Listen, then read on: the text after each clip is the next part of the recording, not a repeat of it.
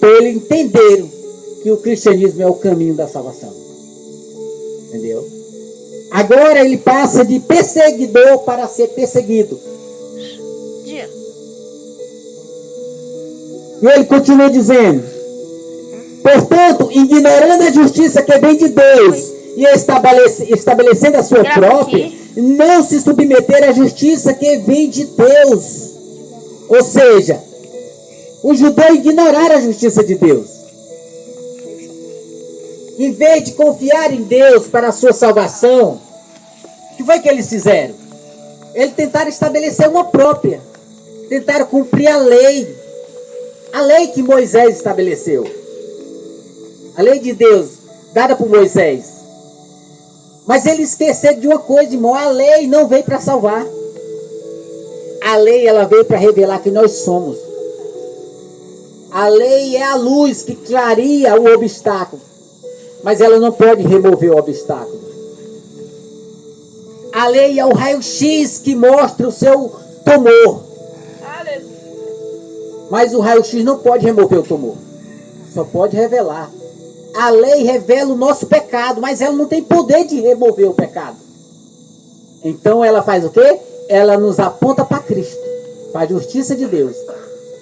E Deus, e a justiça de Deus, Cristo, nos manda novamente para a lei, para cumprir a lei. Agora nós cumprimos a lei, porque Cristo nos manda cumprir a lei. Por isso Deus de Cristo diz assim: não minta, não mate, não roube, não adultere, não tenhais outro Deus. A lei não diz isso? Pois é, por que nós procuramos cumprir esses mandamentos? Porque o próprio Cristo requer que nós façamos isso. Entendeu? Mas isso não é para ser salvo, é porque nós já somos salvos. Você só vai conseguir cumprir os preceitos da lei quando Cristo libertar você da escravidão do pecado, do engano, da cegueira religiosa. Entendeu? E ele diz assim: Moisés escreveu desta forma: a justiça que vem da lei, o homem que fizer essas coisas viverá por meio dela. Ou seja, a justiça que vem da lei, que é os 10 mandamentos, é uma justiça não para salvar, mas para revelar quem nós somos. Moisés diz assim: o homem que fizer estas coisas viverá por meio dela. Se fosse possível, irmão, nós cumprir a lei, não tinha necessidade de Cristo vir. Não tinha necessidade do sacrifício de Jesus Cristo, pois nós seria perfeito. Sabe por quê? Porque a salvação por meio da lei exige uma perfeição. Somente Cristo foi perfeito. Por isso Cristo veio, porque nós somos fracos. A lei não pode nos salvar porque ela está enfraquecida pela carne. Mas a carne de quem? Carne da lei? Não. A carne nossa. Nós somos fracos. Nós somos carnais. Por isso a lei enfraqueceu. Não pôde nos salvar. Não foi capaz de nos salvar. Porque nós somos fracos, irmão. Nós não cumprimos a lei. A lei é perfeita, é santa, é boa. Então ele vai dizer assim: mas a justiça de Deus que vem da fé diz: não diga em seu coração: quem subirá ao céu, isto é, para fazer Cristo descer? Ou quem descerá ao abismo, isto é, para fazer Cristo subir? Irmãos, a lei da fé vai questionar isso, sabe por quê? Porque o que ela está querendo ensinar para nós é isto, irmão: que nós não precisamos subir ao céu para crer em Cristo. Nós não precisamos descer o abismo para buscar Cristo no abismo, para poder crer nele. Nós não precisamos ver Jesus fisicamente para crer nele. Nós não precisamos, irmão, subir ao céu para olhar Jesus de perto, para poder crer nele. Jesus está em nosso meio. Jesus está em sua palavra, irmão. A palavra está sendo proclamada. Ele vai dizer assim, ó: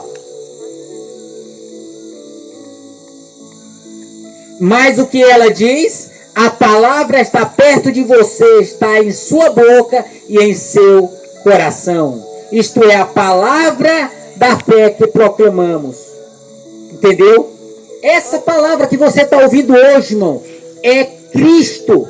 Cristo por meio da sua palavra. Não pense, não espere que Cristo desça à terra novamente para você precisar crer nele. Não espere Cristo aparecer em pessoa novamente para você crer nele. Mas creia através da palavra que é pregada e você ouve. Creia, ela é suficiente para instruir o homem em toda boa obra. Porque no dia que Cristo vier, irmão, e você vai ver ele, mas naquele dia não haverá tempo para arrependimento. Naquele dia ele não vem como sacrifício para salvar. Naquele dia ele vem como juiz justo para julgar a humanidade. Entendeu? Mas ele continua dizendo no verso 9: se você confessar com a sua boca que Jesus é Senhor e crede em seu coração que Deus o ressuscitou dentre os mortos, será salvo. Pois com o coração se crê para a justiça e com a boca se confessa para a salvação. Aleluia, grande. O que o apóstolo Paulo está dizendo aqui, irmão? Note que no versículo 9, ele diz numa posição. No versículo 10, ele reverte a posição. Por que o apóstolo Paulo faz isso? Isso é um trocadilho de palavra, irmão. Na verdade, a ordem aqui não é esta. Não é confessar com a boca para a salvação. A ordem na salvação é crer com o coração. Crer com o coração. Entendeu? Não é confessar com a boca para a salvação, mas a salvação vem pela fé. Somente pela fé. Nós devemos confessar? Devemos. Por quê? Porque nós temos boca. Mas vai ter pessoas, irmão, que estão impossibilitadas de falar. E o que diz dessas pessoas? Será que elas não vão ser salvas? Porque não pode falar? Será que pessoas que têm dificuldade de fala, de voz, vão ser impedidas de ser salvos? Simplesmente porque não fala? É claro que não, irmão. A salvação vem pela fé, e a fé é no coração. Por que nós devemos proclamar isto, a nossa fé? É porque nós não somos aleijados, nós não somos impedidos de falar. Nós somos perfeitos, nós temos nossos órgãos funcionando todos normais. Então nós podemos ser usados como instrumento nas mãos do Senhor para proclamar a palavra de Deus. E confessar aqui, irmão, eu quero tirar logo uma dúvida de alguns dos irmãos que talvez tenha dúvida. O que é confessar com a boca? Às vezes nós temos uma ideia errônea de que confessar com os lábios é ir na frente do púlpito de uma igreja e dizer assim: irmão, eu creio em Jesus. Às vezes a gente tem essa ideia, né? De que confessar é somente ir na frente da igreja, de um púlpito ou de um pastor, e confessar Cristo ali como sendo o seu Senhor e Salvador. Mas o confessar que Cristo espera não é este. Este daí, tem muitas pessoas fazendo isso e não são salvos. Vocês concordam comigo? Que tem muitas pessoas que vão lá na frente do altar e não são salvos. Tem pessoas que pregam o evangelho e não são salvos.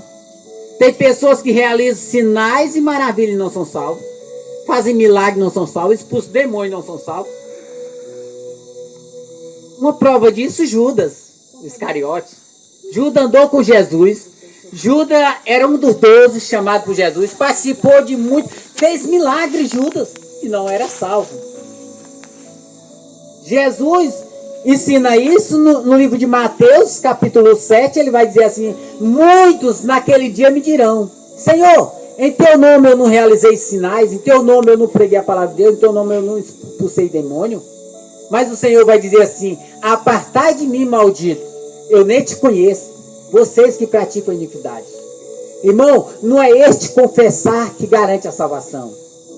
Sabe qual é o que vai mostrar que você é realmente salvo? É o confessar com a vida. Pois aquele que entendeu o propósito da salvação, irmão, ele vive uma vida para Cristo. Ele renuncia o mundo. Ele fala de Cristo porque ele tem prazer em Cristo.